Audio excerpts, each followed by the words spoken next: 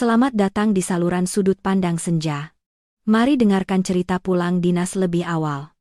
Saya tidak sengaja menguping mertua, menyarankan perceraian. Suami. Saya dengan acuh tak acuh menjawab. Jangan buru-buru.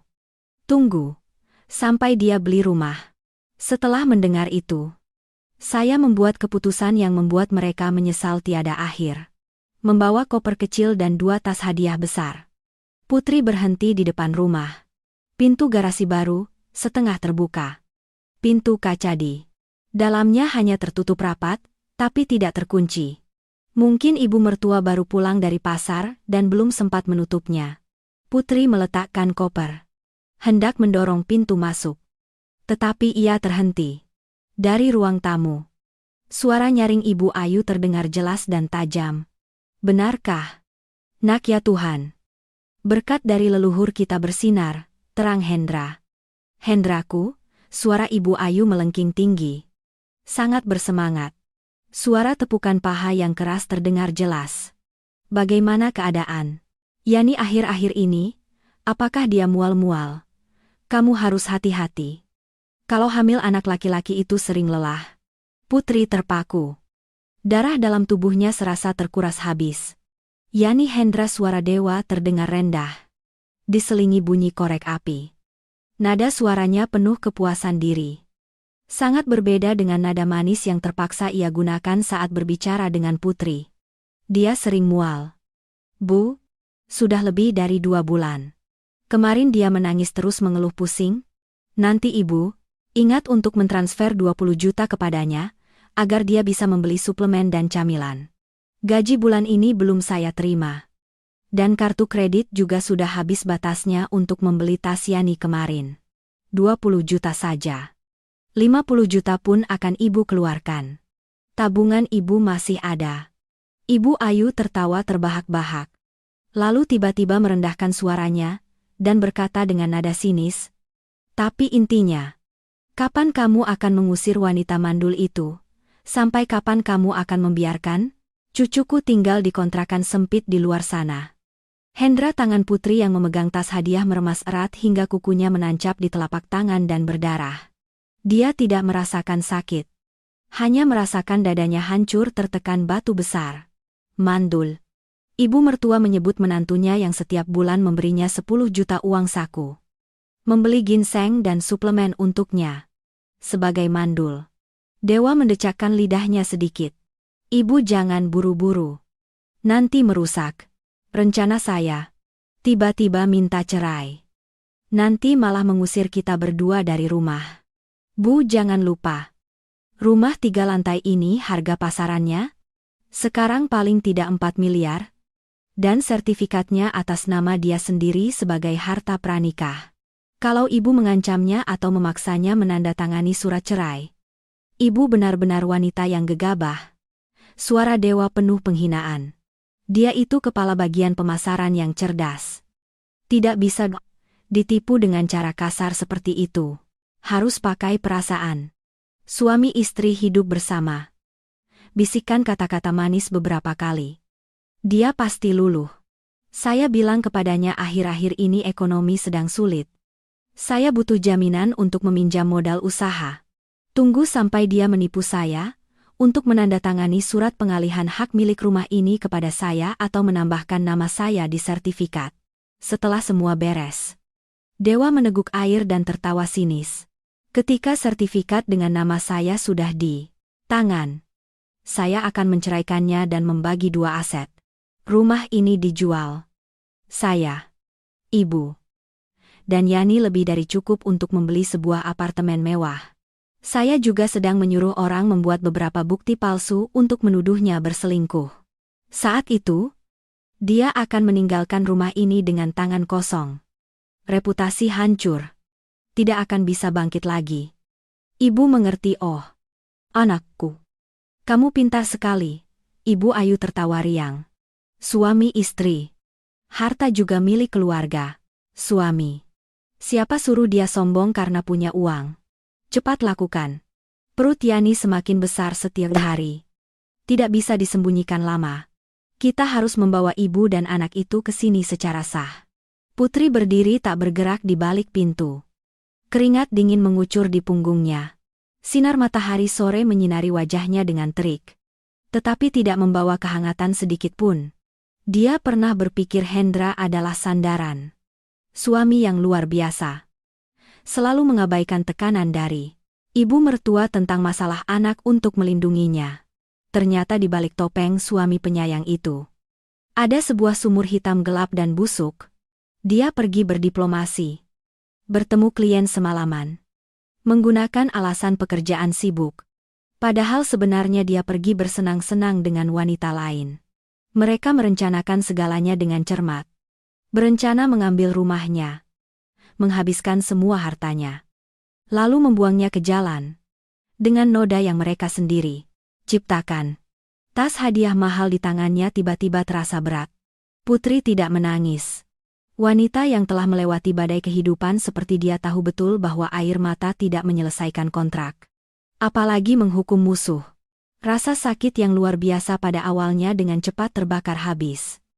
Digantikan oleh kekejaman dingin yang menusuk tulang. Dia menarik napas dalam-dalam. Mengatur napasnya. Putri mundur selangkah. Kakinya ringan tanpa suara.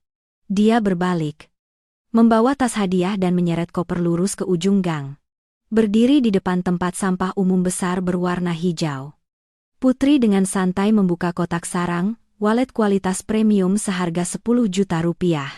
Jam tangan pria dengan kaca safir yang berkilauan yang susah payah dia pesan dari luar negeri. Dia menggenggam erat benda-benda itu lalu membuangnya dengan kuat. Suara benda-benda yang membentur dinding tempat sampah kosong terdengar kering dan tegas. Buang. Untuk makanan anjing. Gumam Putri. Sudut bibirnya sedikit terangkat, membentuk senyum masam. Dia mengeluarkan ponsel pintar dari tasnya. Menggeser layar. Jarinya berhenti di nomor Rina, sahabatnya sejak kuliah.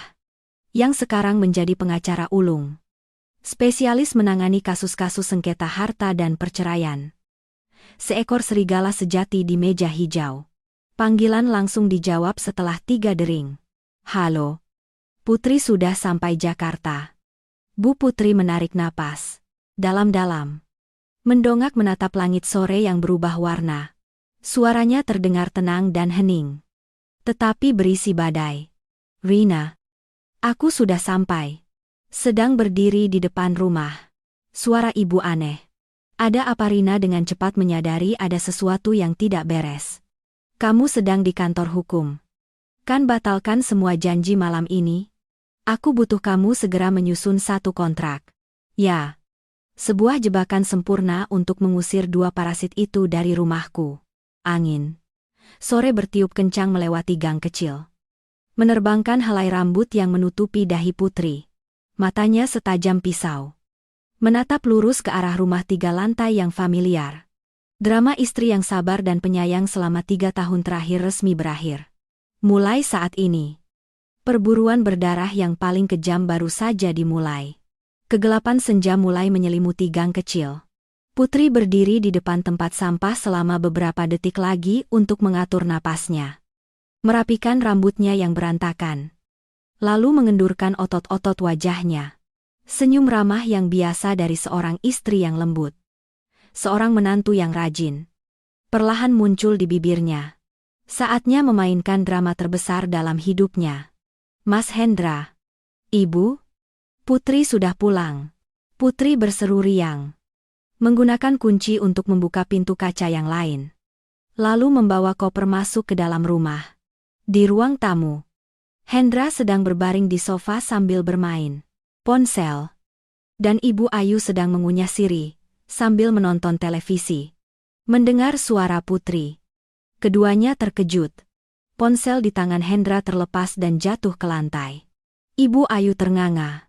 Sirih merahnya hampir jatuh. Matanya terbelalak penuh ketakutan. Oh, Putri sayang. Bukannya kamu bilang pekerjaan selesai hari Jumat? Hendra dengan gugup berdiri. Canggung merapikan bajunya. Senyum di bibirnya miring dan terpaksa. Terlihat menyedihkan. Putri berjalan mendekat. Dengan santai melingkarkan tangan di pinggang suaminya, dan bermanja-manja. Pekerjaan di Surabaya lancar? Jadi aku ganti tiket penerbangan pulang lebih awal. Ingin memberi kejutan untuk ibu dan Mas. Kenapa wajah Mas seperti melihat hantu? Tidak. Tidak. Aku hanya terlalu terkejut. Hendra buru-buru memeluk bahu Putri. Menunjukkan ekspresi suami yang menyayangi istrinya. Kamu pasti lelah habis perjalanan jauh. Naik ke kamar istirahat saja. Ibu Ayu saat ini baru sadar. Menelan ludah. Lalu dengan ramah berdiri dan menepuk-nepuk tangan Putri. Betul. Nak. Naiklah mandi. Ngomong-ngomong. Hadiah dari Surabaya mana bukannya? Kamu bilang mau beli sarang walet dan jam tangan. Putri menepuk keningnya. Menunjukkan ekspresi penyesalan yang mendalam. Lalu menghela napas panjang. Ya ampun. Ibu mengingatkan aku baru ingat. Aku ceroboh sekali. Tadi waktu turun taksi. Karena sibuk mengangkat koper. Aku sampai lupa tas hadiahnya. Di dalam mobil, telepon ke call center. Mereka bilang sopirnya mematikan ponsel, tidak bisa dihubungi. Hilang deh sekotak sarang walet puluhan juta untuk ibu dan jam tangan Mas Hendra. Menyesal sekali. Bu. Wajah Ibu Ayu langsung muram. Dia cemberut. Matanya menunjukkan sedikit penghinaan. Cih. Tas sebesar itu saja bisa lupa. Pasti karena sayang uang membeli barang murahan di pasar loak. Jadi dibuang saja. Kan Ibu? Kenapa Ibu bicara begitu kepada istriku? Hendra sedikit membentak. Pura-pura membela. Putri kerja keras mencari uang. Lupa itu hal biasa. Jangan dipikirkan ya. Sayang. Ibu sudah tua. Sering mengeluh. Iya. Tidak apa-apa. Mas. Ini salahku. Putri menunduk patuh. Di sudut tersembunyi yang tidak terlihat oleh Hendra dan ibunya. Sudut bibir Putri terangkat membentuk lengkungan tajam. Bagus sekali. Jika tidak mendengar percakapan di luar pintu 15 menit sebelumnya, mungkin seumur hidup ini, dia akan tetap berpikir. Hendra benar-benar suami yang selalu melindunginya dari ibu mertua yang licik. Makan malam itu berlangsung dalam suasana yang aneh. Putri menyuapi ibu mertuanya. Bertanya kabar dengan penuh perhatian. Sesekali berbalik menyuapi Hendra. Sedang makan separuh nasi. Hendra sengaja menghela napas panjang. Meletakkan sumpit di meja. Menggaruk kepala. Menunjukkan ekspresi tegang yang jelas. Ada masalah apa di kantor? Mas? Putri bertanya dengan lembut. Matanya terbuka lebar dan polos. Hendra memaksakan senyum sedih. Ekonomi makro sedang buruk sekali. Sayang. Perusahaan saya sedang mengerjakan proyek besar dengan mitra. Tetapi modalnya tertahan. Saya sangat membutuhkan uang tunai untuk perputaran. Kalau tidak, uang muka akan hangus. Saya berencana menggadaikan mobil. Tetapi bank menilainya terlalu rendah. Tidak sebanding. Ibu Ayu langsung menimpali. Meletakkan peralatan makan dan mengeluh. Begitulah. Pria sebagai tulang punggung keluarga memang berat. Punya istri jadi bos besar gaji puluhan juta. Tapi saat suami kesusahan tidak bisa diandalkan sepeser pun. Putri meletakkan piring nasinya. Menatap Hendra dengan tatapan penuh kasih sayang. Kenapa Mas tidak bilang lebih awal kepadaku? Suami istri itu harus saling membantu saat kesusahan. Kenapa Mas harus menanggungnya sendiri? Uang tunai sudah aku masukkan semua ke beberapa investasi. Kalau ditarik sekarang itu melanggar kontrak. Tapi aku masih punya rumah ini. Baik Hendra maupun Ibu Ayu seolah berhenti bernapas. Ibu Ayu berusaha menahan kegembiraan hingga gemetar. Berdeham dan bertanya dengan mendesak. Rumah itu masalah besar. Kamu mau menjual rumah ini? Kita sudah nyaman tinggal di sini. Kalau dijual, nanti tinggal di bawah jembatan. Tidak. Bu, kalau dijual sekarang, nanti rugi besar. Putri dengan tenang mengucapkan kata-kata. Aku punya rencana begini. Biar aku alihkan nama rumah ini menjadi atas nama Mas Hendra. Mas bisa membawa sertifikatnya untuk dijaminkan ke bank. Dengan status direktur proyek. Pinjaman usaha akan lebih tinggi. Hendra menggenggam tangan Putri. Suaranya tercekat. Berakting terharu hingga meneteskan air mata. Putri. Apa yang harus kukatakan sekarang? Kamu begitu percaya? Padaku ini harta pranikah yang diberikan orang tua kandungmu. Kan Mas jangan begitu? Rumahku juga rumah Mas. Harta suami, istri. Tunggu sampai proyek ini sukses besar. Nanti aku belikan kamu villa. Putri tersenyum lebar. Tetapi senyumnya tidak mencapai matanya. Dia membuka tasnya. Mengeluarkan setumpuk dokumen yang sudah dijepit rapi. Siang ini, saat pulang dari bandara, aku mampir ke kantor pengacara Rina. Minta dia konsultasi prosedurnya sekalian. Hendra mengerutkan kening melihat judul halaman. Perjanjian pinjam uang beli rumah. Kenapa tidak membuat surat pengalihan hak, milik atau hibah biasa saja? Sayang Rina itu ahli hukum tanah. Dia bilang pengalihan nama atau hibah suami istri sekarang dengan undang-undang baru jadi rumit dan biaya pajaknya besar sekali. Putri menjelaskan dengan nada yang sangat profesional. Dia menyarankan aku membuat kontrak pinjam uang perdata ini. Menurut kontrak ini, secara tertulis Mas meminjam 4 miliar rupiah dariku, untuk membeli kembali rumah ini dariku. Intinya tetap pengalihan hak milik. Sertifikatnya atas nama Mas. Mas punya hak penuh untuk menjaminkannya ke bank untuk modal usaha. Tetapi bisa menghindari pajak penghasilan pribadi. Prosedurnya juga sangat cepat. Mas tanda tangan di sini. Besok pagi, kita ke kantor notaris selesai. Hendra memegang 2 lembar kertas. Matanya berbinar-binar karena keserakahan. Dia melirik sekilas beberapa halaman pertama. Putri menyeringai di bawah meja. Jantungnya berdetak teratur. Sangat tenang. Dia tahu psikologi orang serakah. Saat melihat tulisan tebal memiliki hak penuh untuk menguasai dan mengelola properti. Hendra benar-benar buta mata. Dia tidak membalik ke halaman terakhir. Tempat pasal 5 berada. Sebuah jebakan mematikan yang ditulis langsung oleh Rina. Banyak pasal tersembunyi yang jelas. Dalam hal pihak kedua secara serius melanggar undang-undang perkawinan dan keluarga, perjanjian ini segera batal. Pihak kedua wajib membayar ganti rugi 2 kali lipat dari jumlah pinjaman awal dan kehilangan seluruh hak kepemilikan atas properti yang disebutkan di atas. Kamu sangat perhatian. Aku akan tanda tangan sekarang. Hendra mengeluarkan pulpen dari saku bajunya. Dengan cepat menandatangani namanya di sudut kertas. Berusaha menyembunyikan ekspresi puasnya. Ibu Ayu yang duduk di sampingnya juga tersenyum tipis. Menyuapi Putri sepotong daging berlemak besar. Makan. Menantu yang baik begini. Benar-benar. Beruntung 10 keturunan. Putri mengunyah daging. Merasakan rasa mual yang menyumbat tenggorokannya. Memang benar-benar beruntung. Malam itu, jarum jam menunjukkan pukul 2 pagi. Suara dengkuran Hendra terdengar teratur di sampingnya. Putri dengan hati-hati menyingkap selimut tipis dan bangkit. Matanya tajam dalam kegelapan. Dia perlahan mengambil ponsel Hendra yang tergeletak di nakas. Kata sandi pembuka adalah tanggal lahir Hendra. Dia selalu terlalu percaya diri dengan kemampuannya untuk mengelabui istrinya. Putri membuka Zalo yang kosong. Pesan Messenger, semuanya tentang pekerjaan. Tapi seorang penipu pasti tahu cara membersihkan jejak. Dia mencari bagian pesan tersembunyi yang tersimpan jauh di dalam Messenger. Tidak perlu kata sandi. Hanya ada satu akun yang disembunyikan dengan nama Cinta. Pesan terakhir dikirim pukul 9 malam ini. Sayang. Hari ini hasil USG anak laki-laki bergerak lucu sekali.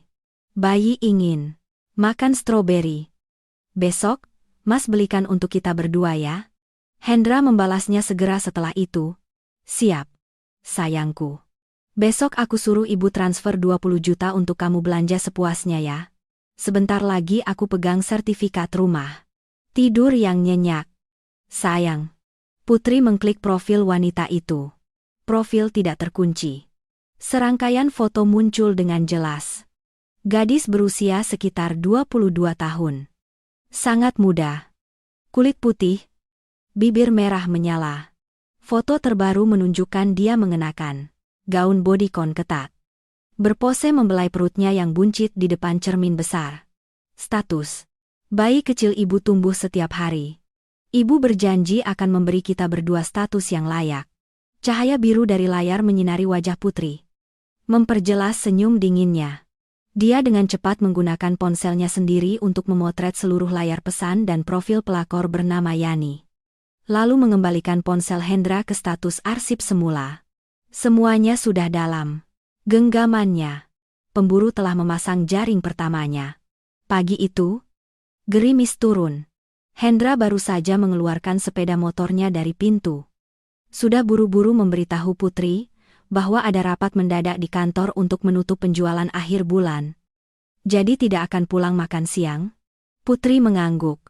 Dengan santai menggulung lengan bajunya dan membersihkan rumah, dia tahu kemana Hendra pergi. Sekitar pukul 9 pagi. Bel pintu berdering nyaring. Ibu Ayu yang sedang memetik kangkung di halaman depan. Buru-buru mengelap tangan di ujung bajunya, lalu berlari membuka gerbang. Siapa itu? Pertanyaan Ibu Ayu tercekat di tenggorokannya. Suara keranjang sayuran jatuh berhamburan di lantai keramik merah. Putri dengan santai melangkah keluar dari dapur. Tangannya masih memegang lap. Berdiri di tengah halaman rumah saat itu adalah seorang gadis muda berusia sekitar 22 tahun. Dia mengenakan gaun bodycon merah menyala. Ketat memeluk tubuhnya. Sengaja membusungkan dada ke depan untuk menunjukkan perutnya yang buncit. Aroma parfum murah yang menyengat memenuhi ruangan membuat Putri sedikit mengerutkan kening. Wajah Ibu Ayu pucat pasi. Kakinya gemetar dan tergagap. Yani. Berdeham, kenapa kamu kemari? Pelakor bernama Yani menyeringai. Matanya yang tajam melirik kepanikan. Ibu Ayu. Lalu berhenti. Menatap tajam ke arah Putri. Dia mengibaskan rambutnya yang ikal dan bergelombang. Dengan jelas. Mengucapkan kata-kata nyaring. Ya. Halo Bibi. Halo kakak. Saya Yani. Sepupu jauh dari pihak ibu Mas Hendra. Hari ini Mas Hendra lupa dasinya di tempat saya saat pergi urusan pekerjaan. Jadi dia meminta saya mampir ke sini untuk mengambil beberapa baju cadangan. Sekalian saya mampir menjenguk Bibi dan kakak ipar. Kakak ipar di foto terlihat anggun. Tapi di dunia nyata, kulitnya kusam ya. Pasti karena terlalu banyak memikirkan masalah anak. Dua kata kakak ipar. Diucapkan dengan nada panjang dan penekanan yang penuh intimidasi olehnya. Sapaan sinis itu terdari jelas seperti sebuah tamparan yang dilayangkan langsung ke wajah istri sah. Putri tidak sedikit pun marah. Dia menyapu pandangannya dari ujung kepala sampai ujung kaki Yani. Senyum ramah sempurna dari seorang manajer pemasaran langsung tersungging. Tanpa sedikit pun keraguan. Oh ya, sepupu jauh tapi Mas Hendra akrab sekali ya. Sampai minta bantuan menyiapkan barang pribadi. Masuklah. Jangan berdiri di halaman. Panas begini. Apalagi sedang hamil. Nanti kalau keguguran malah repot sendiri. Nasib tanpa status. Mendengar Putri tepat sasaran soal kehamilan. Baik Ibu Ayu maupun Yani tersentak. Yani buru-buru menutupi perutnya. Senyumnya kaku. Cepat-cepat membela diri. Aku. Akhir-akhir ini nafsu makanku bagus. Dokter bilang berat badanku naik terlalu cepat jadi perutku buncit saja. Kak. Kalau begitu, hati-hati dengan ucapanmu ya. Dek. Kalau benar hamil, rumah ini masih ada yang menunggu. Tapi kalau cuma buncit karena lemak, tidak ada yang mau repot-repot membiayai. Putri mengucapkan kalimat tajam, lalu berbalik dan melangkah masuk ke ruang tamu. Yani dengan kesal, tanpa menunggu diundang, langsung melangkah masuk ke rumah. Dia dengan kurang ajar menjatuhkan diri ke sofa kulit asli Italia. Di tengah ruang tamu. Matanya melirik ke sekeliling. Mengamati barang-barang seperti sedang menilai. Miliknya sendiri. Rumah kakak dekorasinya memang mahal. Tapi model rumah deret begini agak ketinggalan zaman ya. Kemarin Mas Hendra baru curhat kepadaku. Kalau pria yang sukses itu harus tinggal di apartemen mewah. Pemandangan danau. Keamanan ketat. Nanti anak-anak bisa berlarian dengan bebas. Kalau di rumah darat sempit dan pengap sekali. Benar kan? Bu Ayu. Dia sengaja berbalik menatap Ibu Ayu. Mengucapkan kata-kata ambigu. Ibu Ayu dengan gugup meremas ujung bajunya. Keringat membanjiri dahinya. Rencana penipuan rumah belum selesai. Sertifikat masih atas nama Putri. Jika gadis ini membongkar semuanya, mereka berdua akan kehilangan tempat tinggal. Ibu mertua berbisik pelan. Yani, kamu bicara omong kosong. Apa minum air, lalu ambil barangmu dan pulang? Nanti suamimu di rumah rindu. Putri menuangkan segelas air dingin dan menggesernya perlahan di atas meja kaca. Gelas itu berhenti tepat di depan Yani. Suara Putri datar. Mas Hendra akhir-akhir ini banyak tekanan. Jadi sering mengarang cerita saat nongkrong di pinggir jalan. Dek, gaji Mas setiap bulan harus diserahkan kepada istrinya. Tidak punya uang sama sekali. Jadi mana bisa beli apartemen mewah, rumah 3 lantai ini? Mobil di luar itu. Semuanya adalah keringat dan kerja kerasku. Dek, hidup ini masih muda. Kalau mendengar janji manis pria beristri, harus lihat dulu dompet mereka. Ada uangnya tidak? Jangan sampai menyerahkan diri, cuma-cuma. Lalu akhirnya membawa koper tidur di bawah jembatan. Wajah Yani menjadi gelap. Lalu pucat. Kemudian merah padam karena marah. Dia menggigit bibirnya erat-erat. Matanya yang marah melirik ke sekeliling meja. Lalu tiba-tiba berhenti pada kalung emas berliontin mutiara yang berkilauan di leher Putri. Kecemburuan dan sifat kurang ajarnya muncul. Dia membungkuk. Mengubah nada suaranya menjadi manja. Sengaja memprovokasi. Oh, kalung yang kakak pakai, cantik sekali. Berkilauan sekali, cocok sekali dengan gaun merahku. Aku minta kakak boleh tidak lagi pula. Kakak sudah 30 tahun. Sudah tua. Kalau pakai barang-barang lucu begitu, nanti orang-orang malah menertawakan karena sok muda. Yani, kamu gila? Jangan macam-macam ibu, Ayu berteriak kaget. Menyerbu ke depan hendak menarik tangannya. Tetapi Putri sudah mengangkat tangan menghentikan Ibu Ayu. Dia dengan tenang menyentuh pengait kalung di lehernya. Dengan hati-hati melepaskannya. Klek suara logam beradu dengan lembut. Putri meletakkan kalung yang berkilau di atas meja. Menggunakan 2 jarinya mendorongnya perlahan ke arah Yani. Kamu suka? Kakak kasih. Mata Yani berbinar. Keserakahannya membuatnya hendak meraih. Tetapi kalimat Putri, selanjutnya terdengar setajam es yang dilemparkan ke wajahnya. Kalung ini kakak beli di pasar malam Cawang. Cuma 200.000 saja. Merek, Amerika Korea. Kakak rasa, kamu sangat cocok dengan barang-barang palsu. Sifatmu juga suka mengambil barang orang lain, seolah milikmu. Jadi kakak, kasih saja. Ambillah dan pakai. Tapi ingat baik-baik.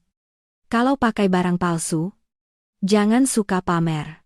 Nanti kalau orang tahu identitas aslimu di jalan, mereka akan meludahi wajahmu sampai hancur. Tangan Yani yang terulur terhenti di udara. Kaku.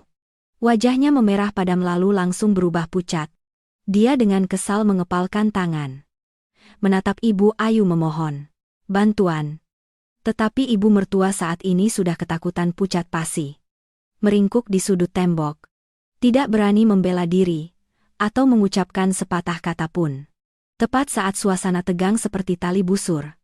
Ponsel di saku celana Putri bergetar. Dia dengan santai mengeluarkannya untuk melihat. Itu pesan dari Rina, pengacara teman dekatnya.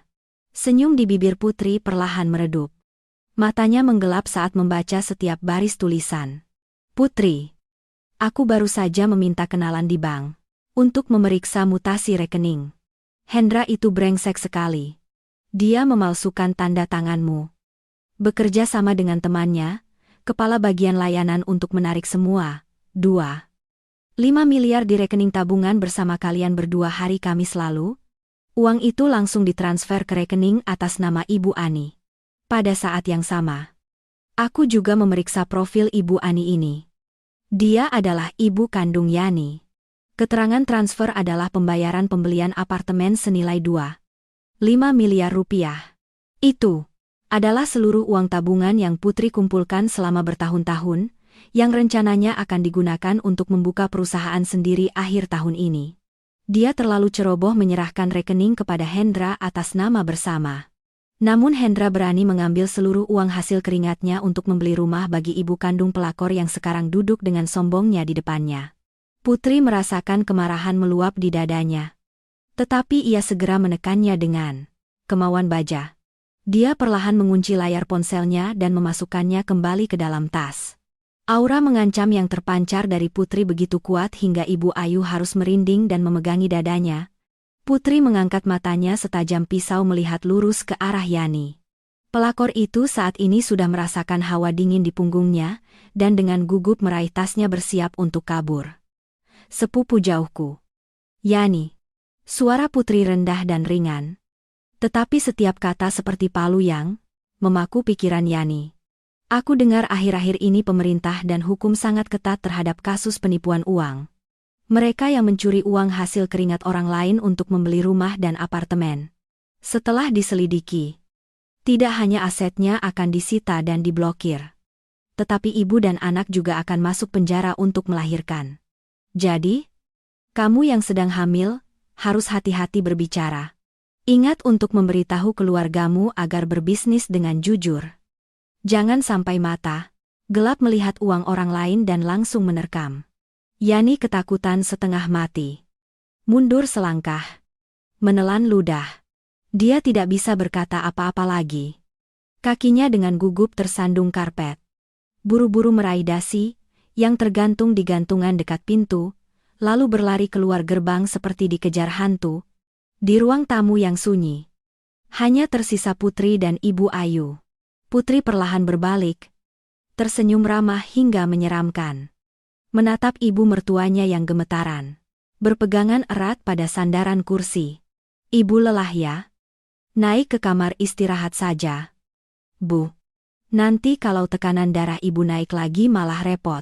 Rumah ini cepat atau lambat pasti akan ada masalah besar. Senin pagi. Tepat pukul 8. Sanshi. Kantor hukum Rina terletak di lantai 15 sebuah gedung perkantoran kelas A di pusat kota Jakarta. Hendra mengenakan jas paling rapi. Menyemprotkan parfum wangi. Berjalan dengan gembira mengikuti Putri.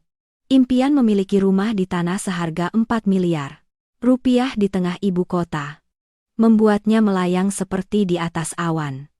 Melupakan sepenuhnya insiden sepupu jauhnya yang membuat keributan di rumah Sabtu lalu, Putri berpura-pura tidak tahu apa-apa. Hanya dengan lembut berkata, "Anak itu kurang ajar sekali. Mas harus belajar dari pengalaman. Jangan biarkan orang asing datang ke rumah saat sepi." Hendra merasa lega. Mengira dirinya telah berhasil menutupi semuanya. Rina mendorong kacamata minusnya. Meletakkan surat, perjanjian pinjam uang untuk membeli rumah yang sudah dibubuhi stempel legalisasi berwarna merah di atas meja. Dia berdeham. Mempertahankan sikap dingin seorang pengacara profesional. "Mas Hendra. Ibu Putri. Saya sudah selesai menyusun kontrak sesuai permintaan kalian berdua. Berdasarkan perjanjian ini, Mas Hendra akan meminjam 4 miliar rupiah dari Ibu Putri untuk menerima pengalihan seluruh hak milik rumah 3 lantai yang ada saat ini. Sertifikat akan atas nama Mas sendiri, tapi saya ingin mengingatkan kembali. Ini adalah kontrak perdata yang memiliki kekuatan hukum yang sangat tinggi. Terutama pasal 5 di halaman terakhir yang berkaitan dengan syarat pembatalan kontrak dan sanksi ganti rugi. Mas Hendra, sebaiknya Anda membaca dengan cermat sebelum menandatangani." Hendra memegang tumpukan dokumen. Matanya melirik sekilas beberapa halaman pertama. Saat melihat tulisan mengalihkan hak penuh kepemilikan kepada pihak kedua, kedua matanya langsung berbinar. Bibirnya berkedut tidak bisa menyembunyikan senyum puasnya. Di benak Hendra saat ini hanya ada perhitungan berapa banyak yang bisa dipinjam dari bank dengan sertifikat ini. Lalu bagaimana cara bercerai dan membagi harta? Peringatan Rina tentang pasal 5 melayang begitu saja di telinganya seperti angin lalu. Oh, sudahlah. Suami istri saling percaya saja. Saya sudah membacanya dengan cermat. Di rumah, sejak kemarin. Hendra langsung mengeluarkan pulpen dari saku bajunya. Tanda tangan di sini dan di sini. Benar kan? Bu Rina melirik Putri. Putri sedikit mengedipkan mata. Sudut bibirnya sedikit terangkat. Betul. 2 rangkap. Masing-masing pihak memegang 1 rangkap. Jawab Rina. Coretan. Tanda tangan Hendra terukir, jelas di atas kertas putih. Detik-detik sebelum stempel merah notaris dicap 30 menit kemudian, hukuman mati untuk keserakahan Hendra resmi dijatuhkan. Dia baru saja mengikat dirinya sendiri pada utang 4 miliar ditambah klausul ganti rugi 2 kali lipat jika ia selingkuh. Hendra meregangkan badan dan melangkah keluar dari kantor notaris. Menarik napas dalam-dalam. Menunjukkan dirinya sebagai tulang punggung keluarga yang menanggung beban. Sudah selesai. Sekarang aku akan membawa dokumen ini untuk mengurus jaminan di bank demi proyek perusahaan. Terima kasih. Istriku sayang. Sudah mendukungku. Putri tersenyum lembut. Senyum hangat tetapi tidak mencapai matanya. Mas sudah lelah. Kita mampir ke kafe di seberang jalan sebentar yuk. Aku ada yang ingin dibicarakan dengan Mas. Kedua suami istri itu masuk ke kafe. Begitu duduk, Putri langsung memulai percakapan dengan nada yang paling penuh perhatian dan pengertian. Mas Hendra. Mas atas nama rumah lalu menjaminkannya untuk urusan bisnis besar. Bebannya berat sekali. Aku sudah memikirkannya sepanjang hari. Kemarin. Mulai sekarang. Aku akan menjadi pendukung yang kuat untuk Mas. Urusan rumah tangga. Pengeluaran sehari-hari. Merawat ibu jika sakit. Aku akan mengurus semuanya. Hendra yang sedang menyeruput kopi. Mendengar istrinya berbicara begitu. Langsung merasa bangga. Nah. Baru begitu istriku. Kamu urus saja rumah. Masalah ekonomi besar, biar aku yang tanggung. Baik. Jadi? Putri dengan santai mengulurkan tangan kanannya di depan Hendra. Matanya jernih, tetapi suaranya sangat tegas. Mas berikan kartu gaji Mas kepadaku. Gaji Mas sebagai kepala bagian 35 juta setiap bulan. Aku akan potong untuk membayar bunga bank bulanan untuk jaminan rumah Mas. Sisanya untuk belanja bahan makanan dan menyehatkan ibu. Sedangkan gajiku akan kutabung sebagai dana darurat untuk perusahaan Mas. Serahkan kunci padaku. Mas bisa sepenuhnya tenang untuk mengerjakan proyek besar. Tangan Hendra yang sedang memegang gelas kopi terhenti di udara. Wajahnya pucat pasi. Kartu gaji. Ia tidak punya uang lain selain kartu itu. Sekitar 2,5 miliar yang berhasil ditipu sudah habis untuk apartemen ibu dan Yani. Seluruh gaji bulan ini, ia sudah berjanji akan memberi Yani 20 juta untuk menunjang kehamilannya. Pembayaran kartu kredit untuk membeli barang mewah untuk wanita itu juga menunggu jatuh tempo. Tapi sekarang Putri dengan alasan yang terlalu masuk akal baru saja memberinya rumah senilai 4 miliar secara cuma-cuma. Menolak saat ini sama saja dengan menampar wajah sendiri dan merusak citra suami baik yang ia berusaha pertahankan. Hendra menelan ludah. Berusaha memaksakan senyum getir dan berkeringat dingin. Iya. Tapi kartu gajiku sering kusimpan di dompet. Nanti kalau ada keperluan dengan klien jadi tidak praktis. Klien perusahaan punya dana perjalanan dinas. Mas kan kepala bagian. Atau, Mas sayang kepadaku. Takut aku menghabiskan uang Mas. Putri menarik senyumnya dan sedikit mengerutkan wajah. Aku baru saja menyerahkan seluruh rumah hasil keringat orang tua kandungku kepadanya. Mas, kata-kata rumah orang tua kandungku seperti cengkraman baja yang mencekik tenggorokan Hendra. Dia menggertakkan gigi. Mengeluarkan dompetnya. Lalu mengambil kartu ATM hijau dan memberikannya kepada Putri. Hatinya sakit seolah dirobek-robek. Ini. Kamu simpan saja. Istriku yang mengelola keuangan. Aku jadi sangat tenang. Putri mengambil kartu itu, dan dengan lembut memasukkannya ke dalam tasnya. Pisau berlapis gula pertama telah mengiris tenggorokan Hendra dengan manis. Memutuskan sepenuhnya sumber bantuan keuangan baginya untuk ibu dan anak pelakor itu. Mas pergi kerja saja. Aku naik taksi ke kantor. Melihat Hendra berjalan lesu. Menghilang di balik pintu, kaca otomatis. Senyum lembut di bibir Putri langsung lenyap. digantikan oleh ekspresi dingin dan tak berperasaan. Dia mengeluarkan ponselnya dan menekan nomor Rina. Rina. Aku sudah pegang kartu gajinya. Meredakan api dari dasar panci. Langkah pertama selesai. Di seberang telepon, Rina tertawa sinis. Bodohnya. Jadi, bagaimana dengan kasus 2,5 miliar yang dia curi untuk membeli apartemen bagi ibu dan anak Yani? Apa rencanamu? Aku baru saja mengirimkan laporan pengaduan anonim ke kepolisian ekonomi. Putri dengan tenang membalik menu di meja. Aset bersama suami istri yang dialihkan untuk membeli properti atas nama orang lain tanpa persetujuanku adalah tindakan melanggar hukum. Ditambah lagi, aku tahu Hendra meminta kenalannya untuk memalsukan surat kuasa agar bisa menarik uang dari bank. Aku sudah mendapatkan informasi penerima adalah ibu kandung Yani. Laporan pengaduan penipuan dan penggelapan aset sudah dikirim. Biarkan saja pihak berwenang membekukan rekening dan menyita apartemen sialan itu. Rina berseru kagum. Hebat sekali. Temanku. Memukul ular harus di kepalanya. Belum selesai. Mata Putri menyipit menatap keramaian lalu lintas di luar. Proyek yang sering Hendra jadikan alasan untuk pulang malam dan bertemu klien itu perusahaan Pak Budi. Kan kamu gunakan koneksi di bidang bisnis untuk memberiku beberapa dokumen internal tentang proyek itu? Aku tidak percaya pria brengsek yang tega merampas rumah istrinya akan berbisnis dengan transparan di kantor. Aku akan membuatnya mengerti rasanya. Mendaki puncak gunung lalu diinjak jatuh ke jurang. Tenang saja. Beri aku 24 jam. Aku akan membongkar semua ruang bisnisnya untukmu. Putri menutup telepon. Langit Jakarta tengah hari cerah dan terik.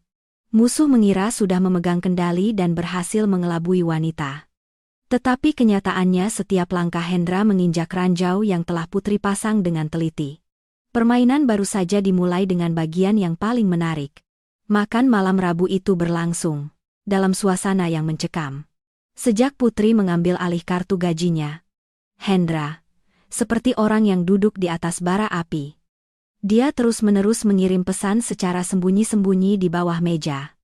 Dahinya berkeringat dingin. Putri tahu betul dia sedang diancam oleh pelakor karena tidak bisa memberikan tunjangan seperti yang dijanjikan. Ditambah lagi ia tidak bisa meminjam uang dari siapapun untuk menutupi lubang besar yang dibuat oleh keserakahannya sendiri. Putri, dengan santai mengambil sepotong ikan kuah dan menaruhnya di piring Ibu Ayu. Lalu dengan tenang meletakkan sumpit di meja. Dia menyeka mulutnya dengan tisu. Tersenyum lebar. Matanya berbinar penuh harapan. Ibu? Mas Hendra. Aku ada kabar gembira yang ingin kusampaikan kepada kalian. Pagi tadi aku mengajukan surat pengunduran diri dari perusahaan. Akhir bulan ini aku akan resmi selesai serah terima. Uhuk. Hendra tersedak kuah yang sedang ia minum. Terbatuk-batuk hingga wajahnya merah padam. Ibu Ayu menjatuhkan sepotong ikan. Ternganga. Kedua matanya terbelalak. Apa kamu gila tiba-tiba berhenti kerja? Gaji puluhan juta. Lalu nanti makan apa? Kenapa ibu bicara begitu? Putri mengedipkan mata. Menunjukkan ekspresi sedih yang sangat meyakinkan. Bukankah setiap hari ibu memarahiku karena terlalu fokus bekerja? Karena jadi bos besar jadi tekanan selama 3 tahun penuh, tidak bisa melahirkan cucu pertama untuk ibu. Aku sudah memikirkannya dengan matang. Ibu benar sekali. Wanita. Sehebat apapun dia mencari uang. Keluarga dan keturunan tetap yang terpenting. Putri berbalik menatap Hendra. Menggenggam tangannya erat-erat. Mas Hendra akhir-akhir ini berbisnis besar. Lalu sekarang mengurus rumah 3 lantai ini sendirian. Aku merasa bisa sepenuhnya mundur, menjadi pendukung. Mulai besok aku akan di rumah fokus mengurus makanan, melayani ibu, dan istirahat untuk persiapan kehamilan. Suami istri sehati. Apa yang perlu dikhawatirkan soal makanan? Bu wajah Hendra pucat pasi. Hatinya serasa dicengkeram. Gaji Putri adalah sumber kehidupan utama yang menjaga kemewahan rumah ini. Sekarang dia berhenti kerja.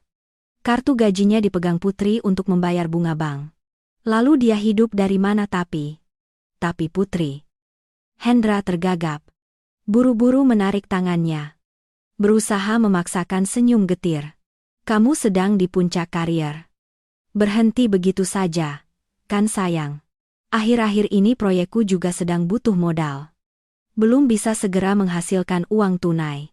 Mas menyembunyikan sesuatu dariku lagi. Putri memotong kalimatnya dengan nada manja. Tetapi matanya dingin seperti es.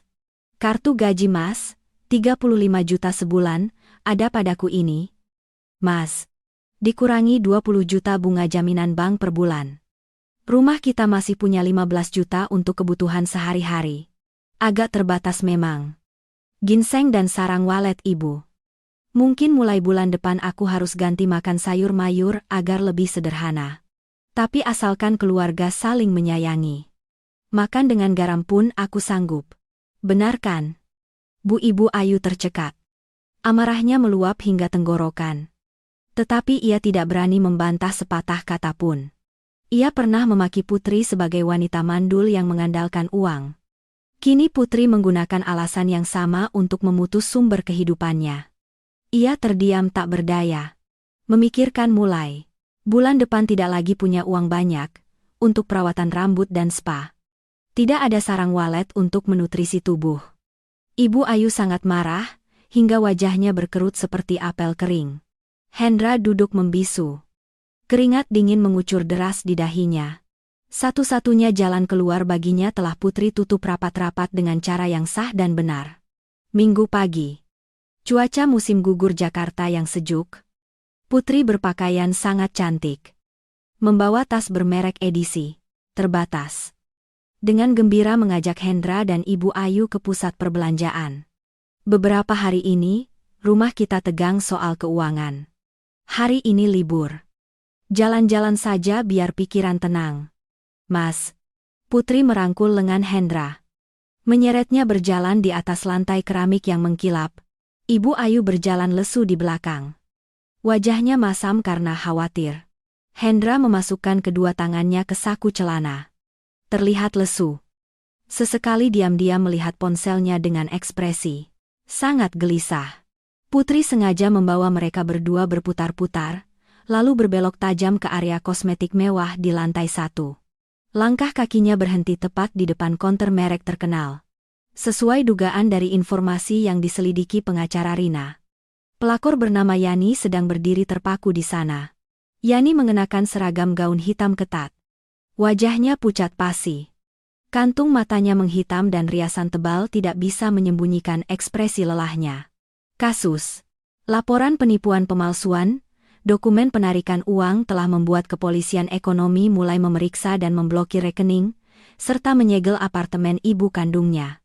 Yani sedang hidup dalam kepanikan luar biasa. Ditambah lagi Hendra menghilang, dan tidak memberikan uang seperti yang dijanjikan.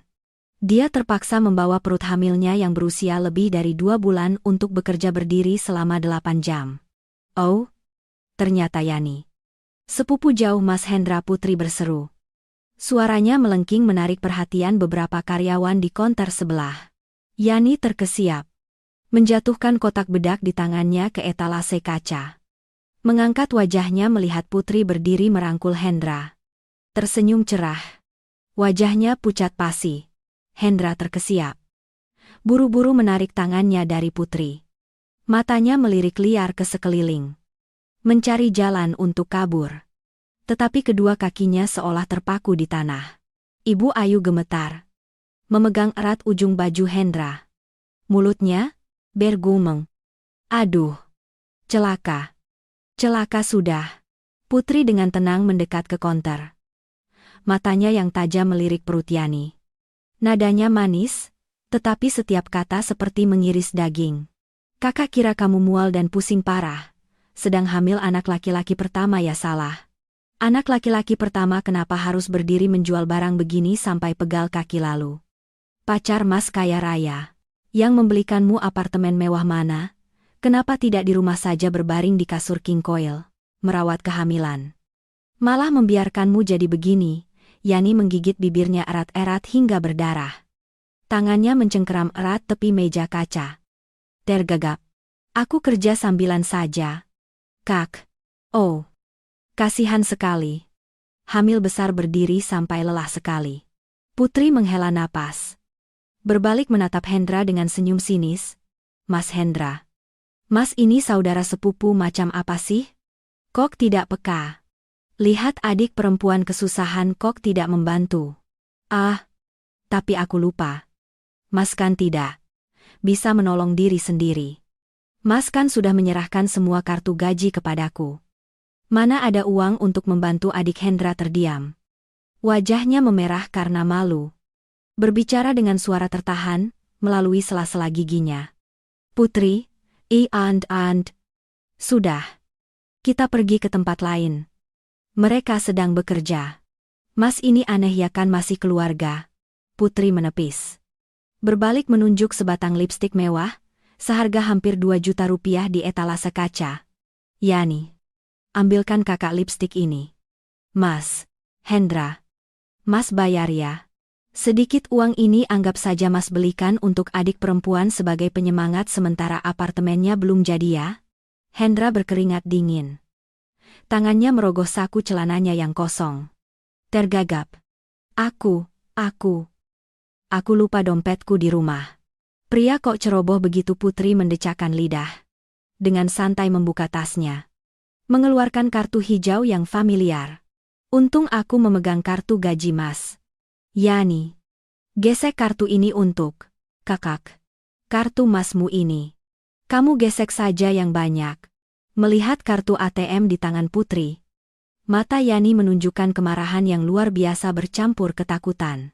Itu adalah rekening yang Hendra janjikan akan ditarik 20 juta untuknya berobat.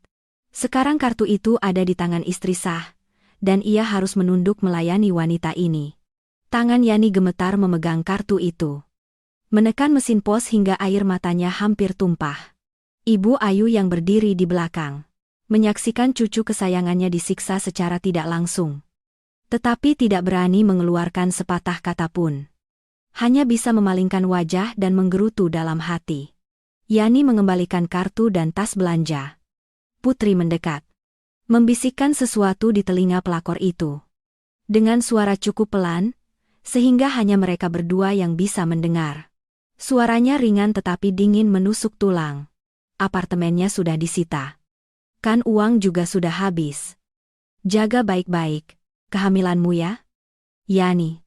Karena itu adalah satu-satunya jangkar kamu. Tapi percayalah padaku. Jangkar itu sebentar lagi akan menarikmu tenggelam hingga ke dasar.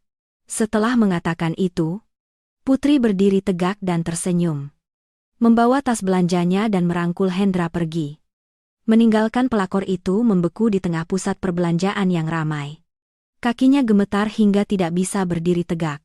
Selasa pagi, di sebuah kedai teh yang tenang tersembunyi jauh di gang kecil di kota tua. Putri dengan santai menyeruput teh melati. Sikapnya tenang.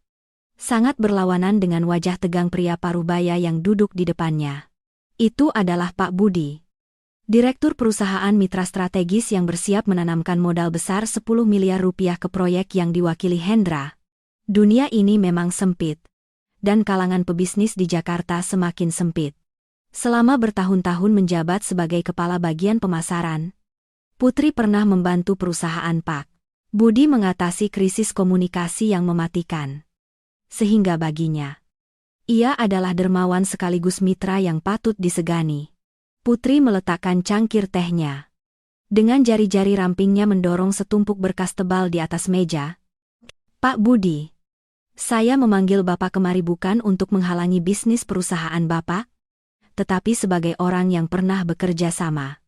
Saya tidak bisa hanya melihat Bapak membuang 10 miliar ke sumur tak berdasar. Pak Budi mengerutkan kening. Membuka setiap halaman dokumen yang dikumpulkan langsung oleh pengacara Rina dari internal perusahaan Hendra. Ekspresinya berubah dari rasa ingin tahu menjadi terkejut. Lalu akhirnya memerah karena marah. PT Media T.Y. Apa ini Hendra berani diam-diam mendirikan perusahaan bayangan untuk mengalirkan 30% dana sponsor proyek ke pos-pos media fiktif yang dia sendiri kuasai? Pak Budi memukul meja dengan keras. Suaranya berat. Bajingan. Dia kira aku bodoh? Putri mempertahankan senyum tipisnya. mengeluarkan amplop kecil tambahan dari tasnya. Lalu mendorongnya ke arah Pak Budi. T dan Y adalah singkatan nama Hendra dan kekasih kecilnya, Yani. Di dalam amplop itu ada foto-foto dia berselingkuh dengan Yani di hotel. Menggunakan alasan diplomasi dan bertemu klien. Serta mutasi rekening dia mencuri uang tabungan istrinya untuk membeli apartemen bagi pelakor itu. Seseorang yang sedarah sedaging saja bisa menipu sampai ke tulang. Sum-sum. Apalagi hanya sekadar kontrak bisnis. Apa artinya itu? Pak Budi menggertakkan giginya. Meremas tumpukan foto di tangannya. Terima kasih, Putri. Sedikit lagi saya tanda tangan perintah transfer uang muka tahap 1. Saya akan membuat orang ini menghilang dari dunia bisnis. Tujuan tercapai. Putri berdiri. Membungkuk hormat kepada Pak Budi, lalu melangkah keluar dari kedai teh. Langit Jakarta hari ini cerah luar biasa. Langkah terakhir telah diambil. Sekarang, saatnya pulang ke rumah menikmati hasilnya. Pukul 8 malam. Putri sedang duduk menyilangkan kaki di sofa kulit ruang tamu. Dengan santai mengikir kukunya. Pintu garasi berderit lalu terbuka lebar. Hendra masuk ke rumah seperti hantu. Jas rapi sehari-hari acak-acakan. Dasinya entah kemana. Matanya memerah seperti darah. Terlihat hancur dan panik seperti anjing gila yang terpojok. Ibu Ayu yang sedang mengupas buah di dapur. Melihat putranya dalam keadaan mengenaskan.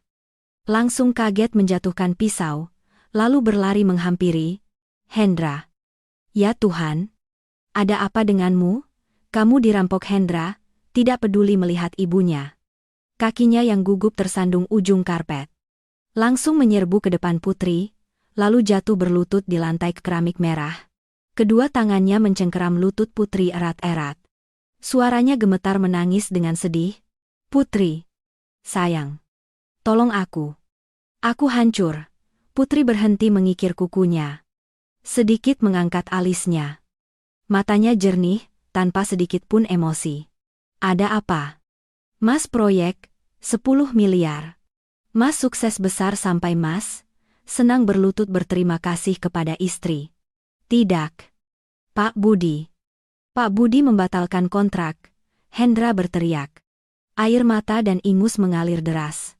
Dia menemukan perusahaan bayangan saya. Dia melaporkannya ke dewan direksi perusahaan saya. Direktur langsung memecat saya. Lalu Pak Budi juga mengancam akan menuntut saya atas tuduhan penipuan. Memaksa saya membayar ganti rugi kerugian reputasi, 200 juta besok. Kalau tidak dia akan memanggil preman untuk menagih? Putri. Kamu punya banyak koneksi? Bisakah kamu bicara baik-baik dengan Pak Budi? Tolong aku. Sayang. Ibu Ayu mendengar bagian dipecat dan ganti rugi 200 juta. Kakinya lemas. Jatuh terduduk di lantai. Ya Tuhan. Jadi semuanya hilang uang dari mana untuk mengganti rugi? Nak suasana di ruang tamu menjadi sangat tegang. Isak tangis. Hendra terdengar merengek di telinga. Putri perlahan menarik kakinya dari tangan Hendra yang mencengkeram. Dia berdiri. Senyum lembut palsunya. Selama ini lenyap. Digantikan oleh ekspresi dingin setajam pisau. Putri dengan tenang berjalan ke depan lemari kaca. Mengambil setumpuk berkas tebal yang sudah disiapkan. Berbalik lalu dengan dingin melemparkannya ke wajah Hendra. Tumpukan foto terlepas dari penjepit. Berhamburan berserakan di lantai. Foto Hendra memeluk Yani di hotel. Foto alat, tes kehamilan 2 garis. Foto tangkapan layar pesan singkat saling memanggil suamiku sayang. Istriku sayang. Dan juga salinan mutasi rekening transfer 2,5 miliar dengan memalsukan tanda tangan. Hendra yang semula meratap. Tiba-tiba terdiam, seolah dicekik. Matanya terbelalak hingga seolah akan robek. Menatap tajam foto-foto yang berserakan di lantai. Seluruh tubuhnya gemetar. Bibirnya komat-kamit tanpa suara. Kamu menipuku. Putri-putri melipat tangannya. Di dada. Suaranya berat dan jelas. Setiap kata menghantam benak pengkhianat itu. Bagaimana saya harus menolongmu? Menolong agar kamu punya uang untuk membeli susu untuk bayi dalam kandungan Yani. atau menolong agar kalian berdua punya kesempatan mengusir wanita mandul ini ke jalan untuk membawa cucu pertama ke rumah. Kalimat yang baru saja keluar membuat Hendra dan Ibu Ayu seperti disambar petir di kepala. Ibu Ayu terdiam. Mata tuanya menatap Putri dengan ngeri, yang selama ini ia anggap mudah diatur. Hendra buru-buru merangkak mendekat. Hendak memeluk kaki Putri dan berteriak, "Putri, aku salah. Ini karena ibu memaksaku. Ini karena Yani yang menggodaku. Kamu kasihanilah aku." "Diam!" Putri membentak. Suaranya yang melengking bergema di seluruh rumah. Dia mundur selangkah, menunjuk lurus ke wajah Hendra. "Kamu pengecut? Berani mencuri tapi tidak berani menanggung akibatnya? Jangan salahkan siapa-siapa. Kalian berdua pintar sekali berhitung. Kan berencana menipuku agar mengalihkan nama rumah ini untuk merampas hartaku. Kan?" Saat ini, otak Hendra baru mulai menyatukan semuanya. Kartu gaji. Putri berhenti kerja. Bank membekukan rekening ibu kandung Yani. Pak Budi membatalkan kontrak. Semuanya bukan kebetulan. Ini kamu yang menjebakku. Perjanjian pinjam uang untuk beli rumah. Hendra bergumam. Wajahnya pucat pasi. Benar. Itu. Aku. Putri tersenyum kejam. Perlahan berlutut menghadap. Hendra. Rumah 3 lantai ini atas namamu di sertifikat. Benar. Tapi berdasarkan pasal 5 perjanjian. Jika kamu melakukan perselingkuhan, kontrak itu segera batal. Kamu harus membayar ganti rugi 2 kali lipat dari jumlah pinjaman. 4 dikali 2 sama dengan 8 miliar. Selamat. Manajer pemasaran yang menganggur, kamu sekarang menanggung utang 8 miliar rupiah yang jatuh dari langit. Hendra membeku. Napasnya tercekat di dada. 8 miliar. Dia kehilangan pekerjaan, kehilangan kartu gaji, tidak punya sepeser pun di saku. Sekarang harus menanggung beban kontrak utang yang mengerikan seperti itu. Masih ada sekitar 2,5 miliar yang kamu curi dariku untuk membeli apartemen bagi keluarga Yani. Putri dengan santai berdiri tegak, menepuk ringan ujung roknya. Laporan pengaduan penipuan dan penggelapan aset sudah saya kirimkan ke kepolisian ekonomi. Apartemen itu sedang disita untuk penyelidikan. Sekarang saya berikan kamu 2 pilihan. 1.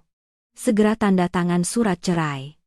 Dengan patuh menandatangani surat pengalihan kembali sertifikat rumah ini kepada saya akan meringankan tangan mencabut laporan kasus 2,5 miliar. 2.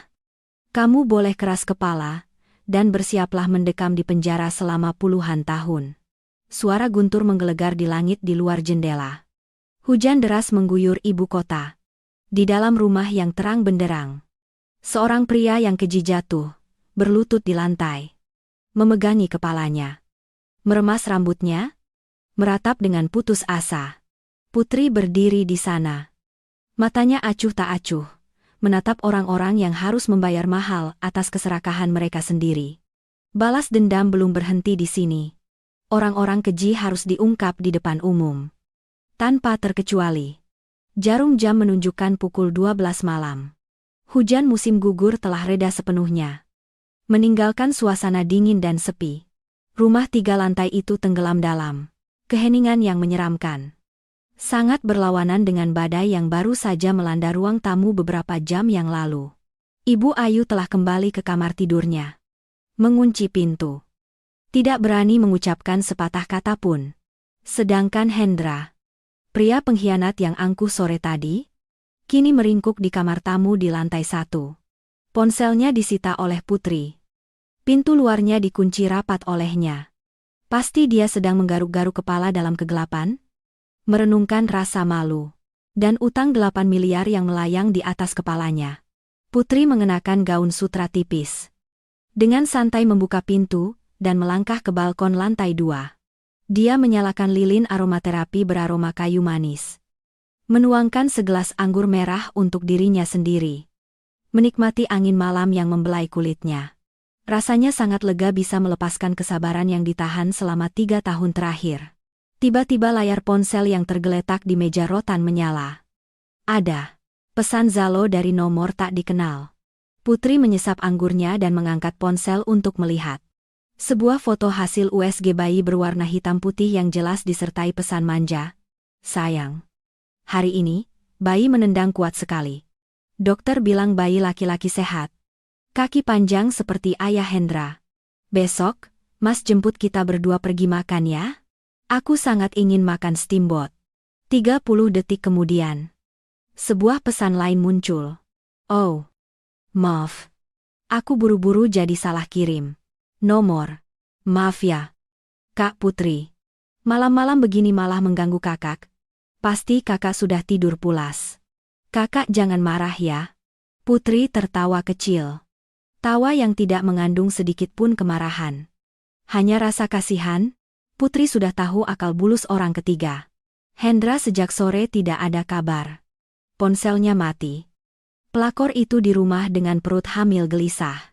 Kebetulan ia mendapatkan nomor telepon Putri dari struk gesek kartu di pusat perbelanjaan minggu lalu. Ia sengaja mengirim foto ini untuk memantau situasi. Sekaligus pamer dan memprovokasi istri sah. Ia mengira memiliki anak laki-laki sebagai jimat bisa menjatuhkan Putri ke lumpur. Tapi Yani salah. Pintu neraka baru saja terbuka. Putri tidak membalas pesan. Ia langsung menelepon nomor Zalo Yani. Deretan bel kedua baru berdering. Di seberang sana sudah diangkat. Sepertinya wanita itu sedang menatap layar menunggu. Ya, aku dengar. Kakak ipar. Suara Yani, melengking dan tajam. Sengaja berpura-pura polos. Diselingi rasa puas diri. Kakak belum tidur, aku malu sekali. Mata masih mengantuk, entah bagaimana salah menekan nama, Mas Hendra menjadi nama kakak. Kakak jangan marah Mas Hendra ya. Ini karena hamil jadi aku sering linglung. Putri bersandar di pagar balkon. Mengayunkan gelas anggur merah tua di tangannya. Suaranya terdengar tenang dan lembut, tetapi sedingin tulang di malam hari. Salah atau sengaja? Aku juga sudah melihatnya. Hasil USG jelas anak laki-laki ya. Selamat ya, Dek. Tapi kalau hamil, harus berusaha menanggungnya. Percuma telepon Mas Hendra sekarang. Dek, kakak bicara apa sih? Yani kesal. Nadanya mulai tajam. Kakak jaga suami bagaimanapun juga. Mas Hendra setiap hari kan selalu bersamaku. Sebentar lagi dia mengalihkan nama rumah dan menyelesaikan proyek 10 miliar. Dia akan menjemput kita berdua pulang. Kakak sudah 30 tahun. Tidak bisa melahirkan. Jadi, mengerti diri saja dan beri jalan. Jangan jadi penghalang orang lain. Proyek 10 miliar. Putri tertawa kecil. Ejekan memenuhi setiap celah kata-katanya. Yani, kamu benar-benar bunga rumah kaca yang polos sampai menyedihkan. Biar kakak ceritakan kepadamu kebenaran tentang direktur masa depan yang kamu harapkan itu ya. Malam ini Mitra sudah resmi membatalkan kontrak dengan Hendra. Alasannya dia mendirikan perusahaan fiktif untuk menguras uang. Sponsor. Direktur perusahaannya sudah menandatangani surat pemecatan segera. Sekarang Hendra menganggur. Tidak punya sepeser pun. Lalu masih diancam oleh Mitra untuk membayar ganti rugi reputasi 200 juta besok. Di seberang telepon hening. Hanya terdengar napas yang terengah-engah. Beberapa detik kemudian, Yani menjerit. Berusaha berpegangan pada sedikit kepercayaan yang tersisa. Kakak. Kakak jangan mengada-ada. Kakak membuat cerita untuk menakutiku. Kan Mas Hendra, atas nama rumah 3 lantai besar di pusat Jakarta. Dia punya banyak uang. Ah, rumah itu. Putri dengan tenang menambahkan satu tusukan lagi. Sertifikatnya memang atas nama Hendra. Tapi kamu tahu bagaimana dia mendapatkan rumah itu? Dia menandatangani perjanjian meminjam 4 miliar dariku untuk berpura-pura membeli kembali rumah itu. Dalam dokumen itu jelas tertulis jika dia selingkuh. Kontrak itu batal, dan harus membayar ganti rugi 2 kali lipat. Siang tadi aku sudah melemparkan setumpuk foto USG dan pesanmu tepat di wajahnya. Saat ini sepupu tersayangmu sedang menanggung utang 8 miliar rupiah kepadaku. Besok dia harus ke pengadilan untuk bercerai dan pergi dari rumah dengan tangan kosong. Kamu mau menolong orang yang menganggur dan menanggung utang 8 miliar. Aku serahkan dia kepadamu. Tidak. Tidak mungkin. Kakak menipuku, suara Yani menjerit di telepon. Suaranya pecah dan tercekat karena kepanikan luar biasa. Apartemen yang dia belikan untukku. Sebuah apartemen 2,5 miliar atas nama ibuku. Meskipun dia kenapa-kenapa, ibu dan anakku tetap punya rumah untuk tinggal. Putri menyesap anggur merahnya. Merasakan rasa pahit di ujung lidahnya. Lalu menjawab dengan tenang. Kamu kira uang 2,5 miliar itu jatuh begitu saja di kepala ibumu? Itu uang tabunganku. Hendra telah memalsukan tanda tanganku untuk mencurinya dan membeli rumah untuk ibu dan anakmu. Adikku. Menghabiskan uang curian, itu artinya masuk penjara. Aku sudah mengirimkan laporan pengaduan ke kepolisian ekonomi. Apartemen itu sekarang sedang disita untuk penyelidikan. Ibumu dan kamu juga bersiaplah untuk disidang atas tuduhan penipuan dan penggelapan aset. Cari saja pengacara untuk membela. Daripada di sana malah ingin steamboat dan kepiting. Suara kelontang yang keras terdengar dari seberang telepon. Sepertinya ponsel atau gelas kaca baru saja dijatuhkan oleh Yani. Suara isak tangis yang berulang kali terdengar melalui pengeras suara. Kesombongan dan sifat kurang ajar pelakor beberapa menit sebelumnya telah hancur berkeping-keping. Jangan menangis dulu. Ceritanya belum selesai. Putri tidak melepaskan. Terus memberikan pukulan psikologis terakhir. Kamu kira kehamilan anak laki-laki itu adalah kartu jimatmu? Ibu mertuaku? Ibu Ayu itu? Dia hanya mendambakan cucu pertama. Sama sekali tidak menghargaimu. Kemarin dia bahkan berdiskusi dengan Hendra. Setelah kamu melahirkan, jika benar anak laki-laki, dia akan membawa pulang bayi itu. Memberimu sedikit uang lalu mengusirmu. Kalau hasil USG salah dan melahirkan anak perempuan, dia akan langsung mengusirmu dari ruang pemulihan. Sekarang Hendra bangkrut. Kehilangan pekerjaan. Apartemen disita. Kamu kira Ibu Ayu masih punya uang untuk menghidupi ibu dan anakmu? Atau dia akan membuangmu seperti tisu bekas? Jangan bicara lagi. Diamlah, kamu iblis, Yani menjerit histeris. Isak tangisnya terdengar menyedihkan dan ketakutan. Putri tersenyum. Matanya terpejam. Menikmati angin malam yang sejuk. Aku hanya menceritakan kebenaran. Semoga ibu dan anakmu tidur nyenyak malam ini. Bermimpi indah tentang status yang layak ya. Selamat tinggal. Tut tut tut. Putri dengan tegas menekan tombol matikan panggilan, dan langsung memblokir nomor telepon serta Zalo pelakor itu. Selesai. Dia sendiri yang datang menantang. Jadi, dia menghancurkannya hingga terbangun dari mimpi indah. Saat ini pasti dia sedang gila mencari cara menghubungi Hendra tanpa harapan. Dan besok, rumah tangga mereka yang kotor itu akan resmi saling mencabik-cabik. Dia mendongak menatap langit yang gelap gulita. Rasa sakit selama 3 tahun, seolah telah lenyap. Hanya tersisa kelegaan. Karma terkadang tidak perlu menunggu Tuhan yang mengatur. Tetapi harus kita sendiri yang menaburkannya. Minggu pertama awal bulan kalender lunar. Kabut masih menyelimuti pepohonan sawo tua di sekitar kawasan kota tua. Di sebuah kafe tersembunyi di sudut jalan, Rina, pengacara teman dekatnya, mendorong setumpuk dokumen ke arah Putri. Wajah Rina masih menunjukkan ekspresi terkejut, bercampur kemarahan. Aku benar-benar merinding dengan kebusukan ibu mertuamu. Putri, dia tidak hanya bersekongkol dengan Hendra merampas rumah, tetapi juga sudah menyiapkan rencana yang lebih kejam. Aku sudah menyelidiki. Bulan lalu dia menarik 50 juta rupiah untuk berdana di kuil naga untuk meminta jimat kehamilan bagi Yani agar melahirkan anak laki-laki. Yang paling mengerikan adalah kwitansi ini. Rina mengetuk jarinya pada selembar kertas kecil. Dia sudah membayar uang muka 10 juta rupiah untuk satu tempat di panti jompo makmur. Sebuah fasilitas tua dan terpencil di pinggir kota. Dia membeli surat keterangan sakit jiwa palsu. Berencana setelah memaksamu bercerai dan merampas rumah. Akan menuduhmu depresi dan gila. untuk mengurungmu di sana agar menghilangkan jejak selamanya. Tidak membiarkanmu bangkit menuntut kembali harta benda. Putri memegang kwitansi itu. Matanya yang dingin melirik tulisan yang tercetak. Tangannya sedikit mengepal, membuat kertas itu kusut. Rasa dingin menjalari punggungnya. Tetapi senyum di bibirnya semakin tajam. Baik. Kalau jahat. Jahat sekalian. Putri mengeluarkan ponselnya. Dengan tenang berkata. Dia sedang di kuil naga. Kan skenario yang kuminta orang untuk susun sudah beres. Ayo. Saatnya memberinya rasa karma. Pukul 9 pagi. Kuil naga ramai dengan umat yang datang membakar dupa dan mempersembahkan doa untuk kedamaian. Asap dupa membumbung tebal memenuhi seluruh ruangan aula utama. Ibu mertua berlutut di depan altar bunda. Kedua tangannya terkatup rapat. Terus-menerus bersujud.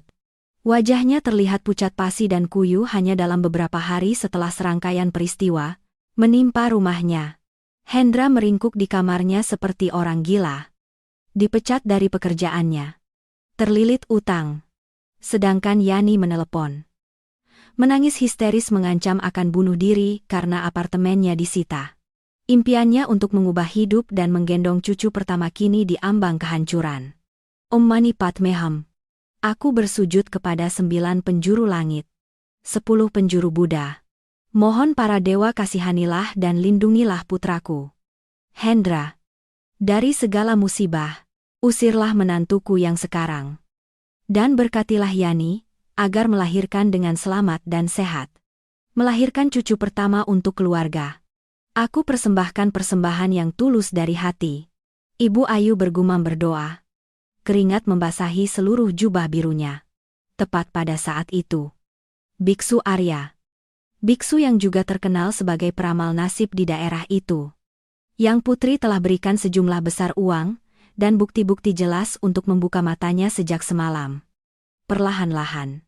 Keluar dari ruang belakang. Dia mengenakan jubah safron. Memegang tasbih. Wajahnya serius. Matanya melotot penuh wibawa.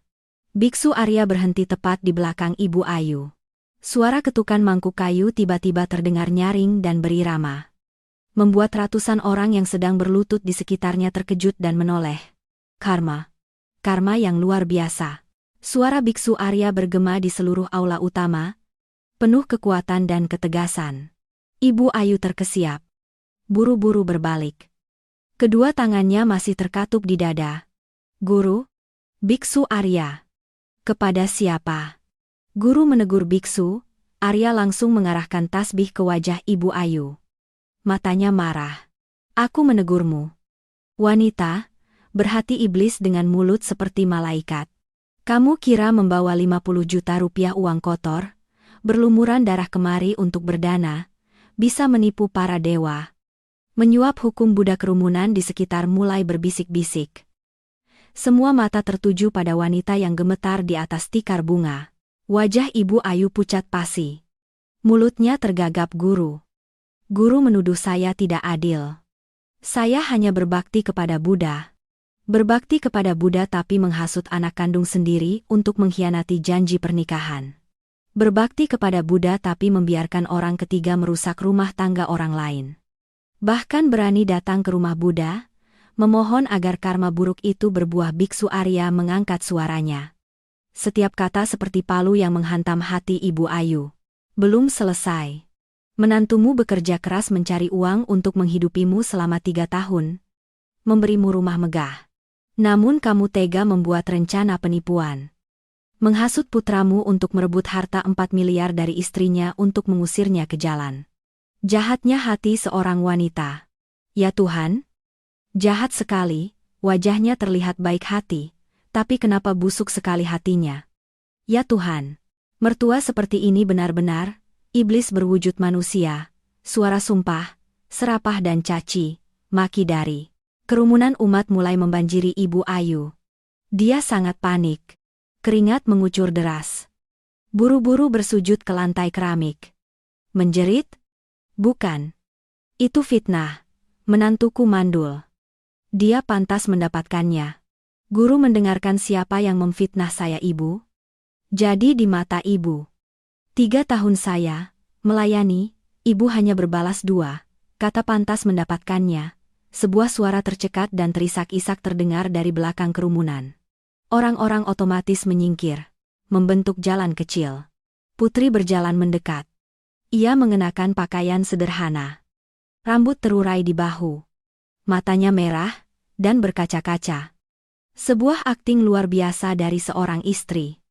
Seorang menantu yang setia yang dikhianati hingga batas terakhir. Melihat Putri, Ibu Ayu seperti terkena luka bakar. Ia bangkit tergagap. Menunjuk ke wajah Putri dan mendesis wanita sialan. Kamu menyewa orang untuk mencelakaiku. Kan kamu menghasut peramal itu berbicara. Omong kosong.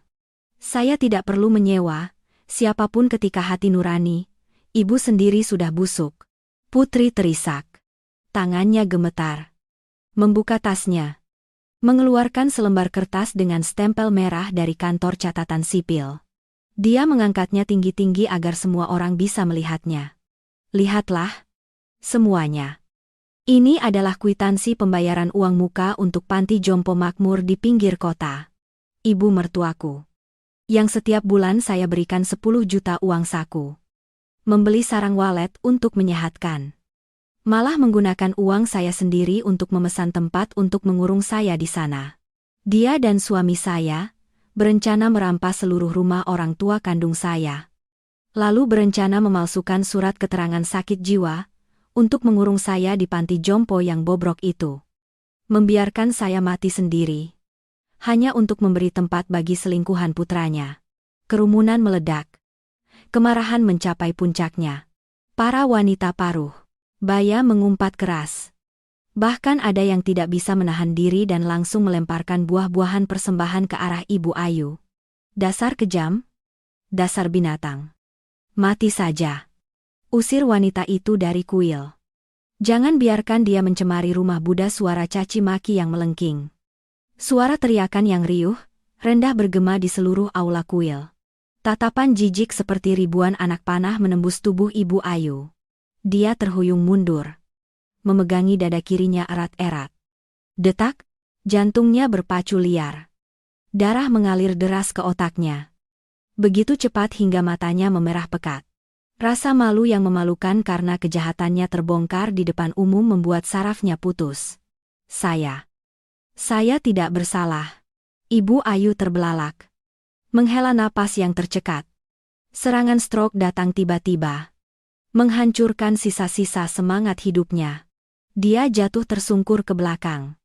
Kepalanya membentur lantai keramik. Terdengar bunyi gedebuk. Seluruh tubuhnya kejang-kejang terus-menerus. Lalu tergeletak tak bergerak. Busa putih keluar dari mulutnya. Kerumunan panik menyingkir. Teriakan minta tolong terdengar kacau. Di tengah kekacauan itu, Putri berdiri diam. Air mata di wajahnya sudah kering entah sejak kapan. Matanya dingin menatap tubuh ibu mertuanya yang kejam yang sedang kejang-kejang. Dia tidak mendekat untuk membantu. Juga tidak mengucapkan sepatah kata pun. Pedang karma telah diayunkan. Dan ini baru permulaan bagi akhir yang mengenaskan bagi mereka yang memiliki niat jahat untuk merampas. 3 hari kemudian, setelah insiden menggegerkan di Kuil Naga. Rumah 3 lantai yang dulu merupakan tempat kebanggaan Hendra. Kini gelap gulita dan berbau alkohol murah, serta asap rokok. Ibu Ayu, setelah serangan stroke di aula utama, mengalami pendarahan otak parah. Ia kini terbaring lumpuh di rumah sakit provinsi. Separuh tubuh kanannya lumpuh total. Mulutnya miring. Tidak bisa mengucapkan sepatah kata pun dengan jelas. Semua aktivitas harus bergantung pada perawatan orang lain. Karma instan datang terlalu cepat. Lebih kejam daripada balas dendam apapun yang diatur oleh manusia. Hendra duduk teronggok di atas karpet di ruang tamu. Pakaian yang ia kenakan dari 3 hari lalu kusut dan kotor. Janggutnya tumbuh lebat di sekitar dagu. Matanya memerah dengan kilatan gila, menatap tajam layar ponsel yang retak. Dia gemetar menekan panggilan ke Yani untuk yang ke-100 kalinya. Namun yang menjawab, tetap suara tanpa emosi dari operator. Nomor yang Anda tuju saat ini tidak dapat dihubungi. Hendra dengan gila menggeser layar. Membuka kembali pesan terakhir yang dikirim pelakor itu. Dini hari kemarin sebelum ia memblokir semua kontak. Mas, jangan mencariku lagi. Kepolisian ekonomi sudah memblokir rekening dan menyita apartemen. Ibuku sedang dipanggil ke kantor polisi untuk dimintai keterangan. Aku sudah mengumpulkan beberapa tas branded yang Mas belikan. Menjualnya dengan harga murah. Mengambil sedikit uang tunai untuk melarikan diri dari Jakarta. Dokter bilang kehamilanku lemah. Takut terlibat masalah hukum dan stres. Jadi mengancam keguguran. Tapi keguguran juga bagus. Aku tidak punya niat lagi untuk mempertahankan kehamilan ini. Mas, kamu pecundang. Terlilit utang sampai ibu kandung sendiri lumpuh, tidak bisa bicara. Dari mana uang untuk menghidupiku? Selamat tinggal. Bajingan. Hendra meraung seperti binatang terluka. Mengayunkan tangannya dengan kuat melempar ponsel ke dinding. Suara pecah terdengar kering dan tegas. Selesai sudah. Kehilangan pekerjaan. Utang 8 miliar. Ibu lumpuh. Kekasih kabur membawa semua uang. Termasuk kehamilan cucu pertama yang ia dan Ibu Ayu pernah pertaruhkan seluruh keluarga untuk mendapatkannya. Suara langkah kaki yang pelan terdengar dari tangga kayu. Putri turun. Ia mengenakan gaun kantor berwarna biru tua. Potongan yang rapi. Rambut disanggul tinggi. Wajahnya berhiaskan riasan tipis, namun memancarkan aura kekuatan dan kecerdasan. Kontras sepenuhnya dengan tumpukan sampah yang merintih di lantai. Putri dengan santai berjalan mendekat. Membanting setumpuk dokumen ke meja kaca tepat di depan Hendra. Sudah cukup meratap. Sekarang bangun dan selesaikan urusan penting ini. Surat cerai dan berita acara pembatalan transaksi pinjam uang. Kembalikan seluruh hak milik rumah kepadaku. Tanda tangani. Suara Putri datar tanpa sedikit pun emosi. Hendra mendongak. Matanya yang marah menatap tajam lembaran-lembaran kertas putih bersih. Rasa malu dan kebencian yang terpendam meledak. Dia bertumpu tangan. Merangkak dengan canggung. Meraih tumpukan kertas itu. Merobeknya menjadi dua lalu melemparkannya ke udara. Kamu bermimpi. Kamu menjebakku sampai mati. Melukai ibu sampai lumpuh. Membuatku kehilangan segalanya.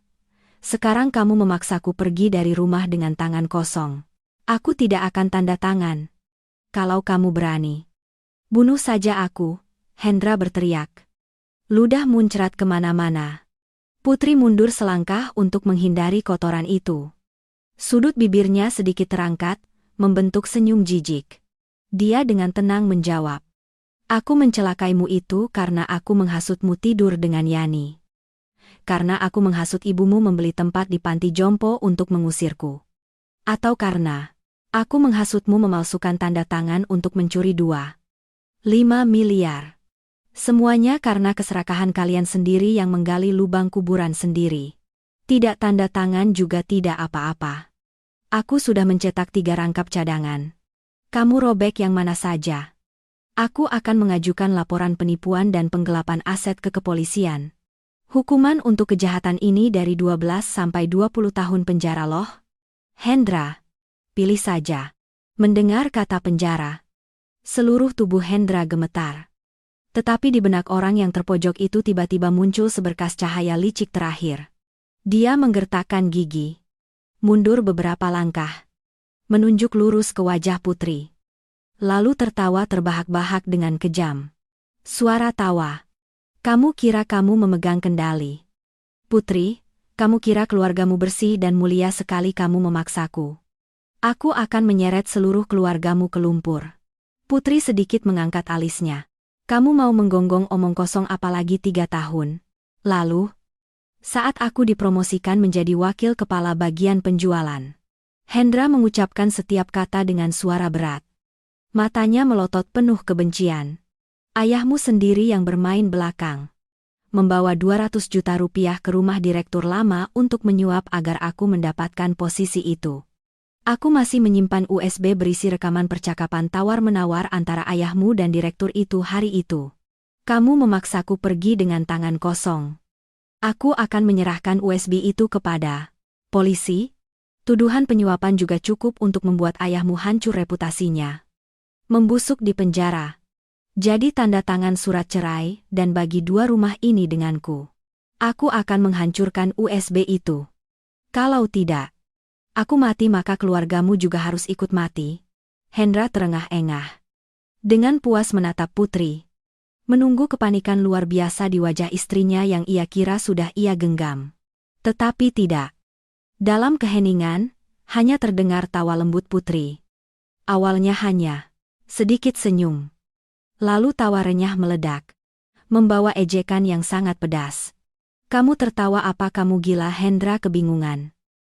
Rasa puas dirinya seketika hancur. Putri berhenti tertawa. Matanya sedingin es menusuk tepat ke mata Hendra. Dia dengan santai membuka tas tangannya.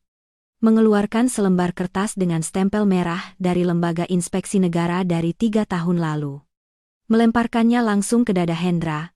Buka matamu lebar-lebar dan baca. Dasar. Katak dalam tempurung. Hendra dengan gugup menangkap kertas itu. Matanya melirik cepat setiap baris tulisan. Kesimpulan investigasi. Bapak telah melaporkan tindakan pemerasan oleh direktur. Telah secara sukarela mengembalikan seluruh uang 200 juta rupiah sebelum transaksi ilegal selesai. Bekerja sama dengan lembaga investigasi untuk menangkap jaringan tersebut. Dibebaskan dari segala tanggung jawab. Kertas itu melayang jatuh dari tangan Hendra. Kakinya lemes. Benar-benar kehabisan tenaga. Jatuh, tersungkur keras ke lantai rumah yang dingin. Ayahku adalah orang yang jujur. Putri melipat tangan. Suaranya terdengar tegas dan lugas. Saat itu, dia kasihan padamu yang berbakat tapi tertekan. Berniat menggunakan uang tabungannya untuk mengurus. Tapi ketika sampai di rumah direktur itu, ayahku menemukan bahwa dia terlibat dalam jaringan yang mendirikan perusahaan bayangan untuk pencucian uang. Ayahku segera membawa pulang uang itu dan langsung menyerahkan rekaman itu sebagai bukti kepada kepolisian. Direktur itu sudah mendekam di penjara 3 tahun lalu berkat ayahku. Dan kamu menantu tidak berguna yang hidup bergantung pada bantuan keluarga istri. Malah berani menggunakan kehormatan ayahku untuk mengancamku. Tali harapan terakhir Hendra yang hina telah diputus oleh kebenaran tajam. Putri, langit di depan matanya menjadi gelap gulita. Tidak ada lagi syarat untuk bernegosiasi. Tidak ada lagi jalan untuk mundur. Saya hitung 1 sampai 3. Putri mengangguk ke arah tumpukan dokumen lain di meja beserta sebuah pulpen. Tanda tangan surat cerai dan serahkan kembali sertifikat rumah. Saya akan segera menelepon pengacara Rina untuk menunda pengajuan gugatan 2,5 miliar. Kamu hanya harus pergi dengan tangan kosong dan mencari cara sendiri untuk membayar utang 8 miliar kontrak kepada mantan perusahaanmu. Kalau kamu menunda-nunda, saya bersumpah akan mengirimmu ke penjara sampai tua. Hendra menatap Putri. Di depan matanya bukan lagi istri yang sabar dan penyayang selama 3 tahun terakhir. Melainkan seorang hakim yang menjatuhkan vonis terakhir bagi hidupnya. Tangan Hendra yang gemetar dan dingin dengan susah payah meraih pulpen. Coretan. Tanda tangan yang tidak rapi dan miring jatuh di atas kertas putih. Surat cerai bersama dan surat kuasa pembatalan perjanjian pengalihan nama rumah. Bagus sekali. Putri dengan cepat mengumpulkan dokumen-dokumen itu dan memasukkannya dengan hati-hati ke dalam tasnya. Dia menunjuk ke arah pintu garasi yang terbuka lebar menyambut sinar matahari terik Jakarta. Sekarang, enyahlah dari rumahku. Segera jangan bawa apapun karena di rumah ini, pakaian yang kamu kenakan pun adalah uangku. Hendra terhuyung bangkit. Tanpa sepatah kata keluhan. Tanpa sepatah kata permohonan. Karena dia tahu semua perkataan saat ini sia-sia. Pria yang dulu angkuh melangkah masuk ke rumah ini, dengan niat merampas, kini berjalan lesu melewati ambang pintu. Kedua tangannya kosong melompong.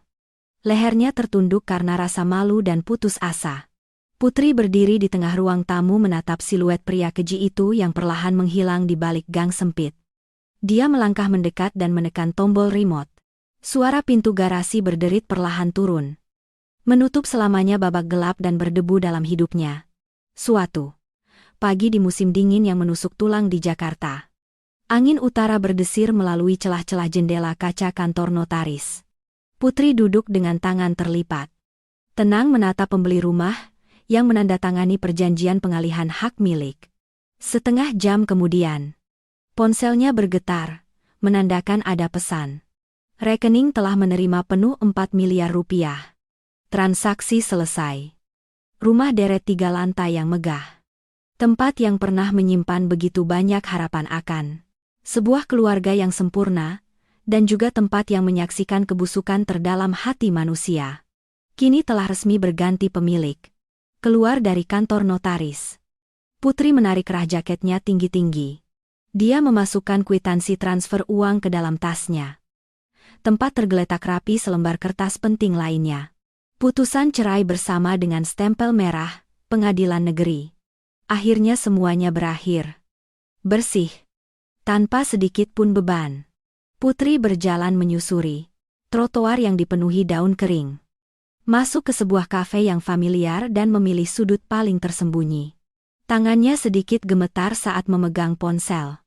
Mencari nama ibu tercinta di kontak lalu, menekan tombol panggil. Di seberang telepon langsung diangkat. Sepertinya ibunya selalu memegang ponsel menunggu kabar dari putrinya. Ibu dengar. Putri. Sudah selesai semua. Nak, suara ibu tua dari daerah pantai itu terdengar hangat dan penuh kekhawatiran. Ibu Putri mengucapkan. Tetapi tenggorokannya tiba-tiba tercekat. Kata ibu yang baru saja terucap membuat semua topeng kuat. Semua kekejaman dingin yang selama ini ia paksakan. Tiba-tiba hancur berkeping-keping. Anakku. Ibu dengar. Jangan sembunyikan. Kamu menangis ya. Suara ibunya merendah. Penuh kesedihan.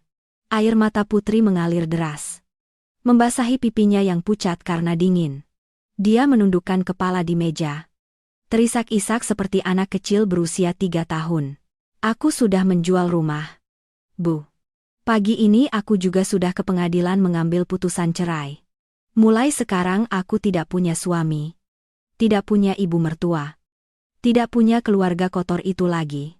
Sudah selesai semua. Bu. Di seberang telepon hening selama beberapa detik. Hanya terdengar napas yang tertahan.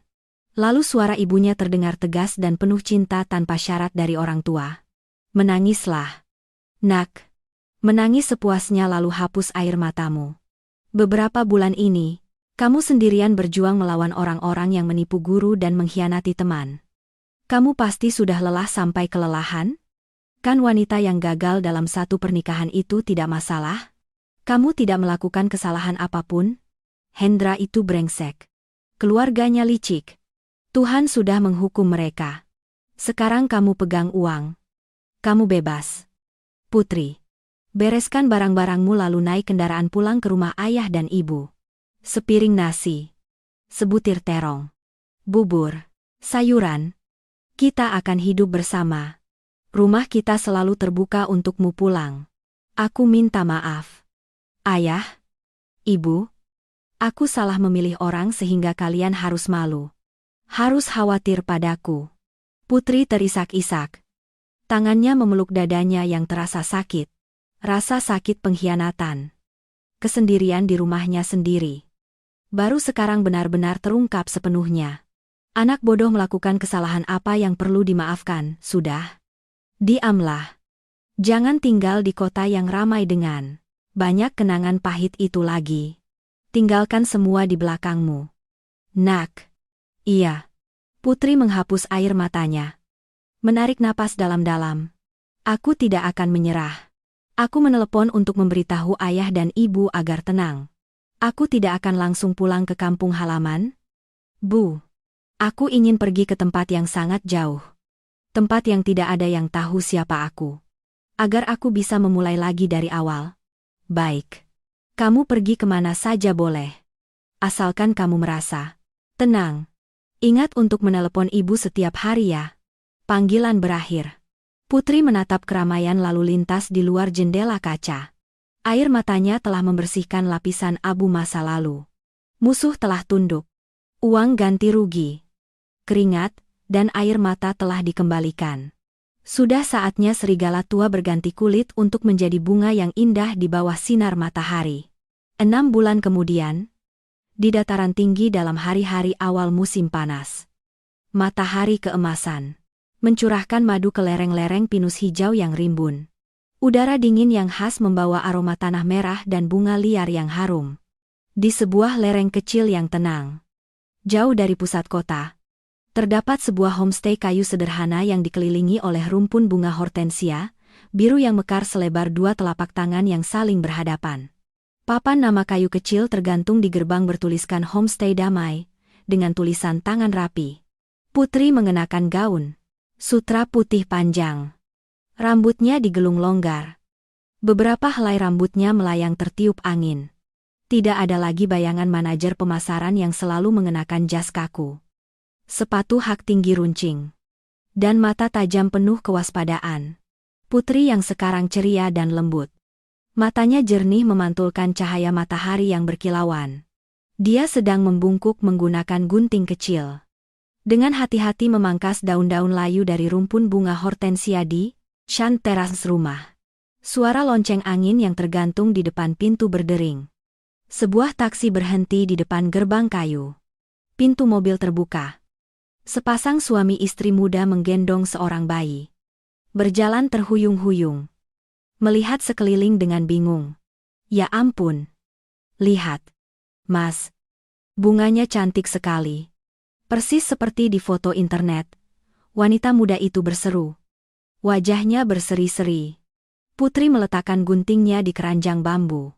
Menepuk-nepuk tangannya, lalu melangkah keluar membuka gerbang. Dia tersenyum hangat dan cerah menyambut tamu. Ya, selamat datang. Kakak, kalian memesan kamar atas nama Mawar.